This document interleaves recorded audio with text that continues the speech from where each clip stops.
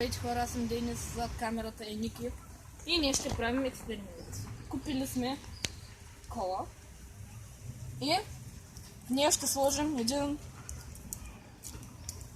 ментов бомбон и ще видим реакцията.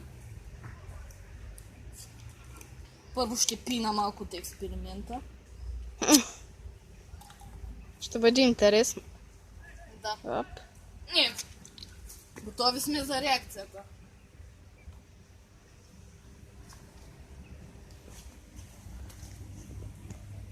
Един бомбон предизвика такава реакция. Сега... Имам чувството, че само ще охарчам бомбоните, но... Не. Сега ще поставим втория бомбон.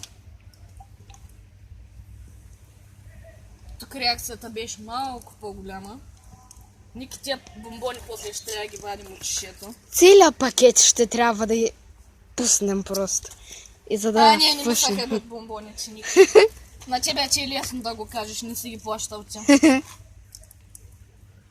Айде. Дано няма хартия по тях. Пускаме и третия. А то вече май няма смисъл. Да. Колко стана? Ще сложим четвъртия.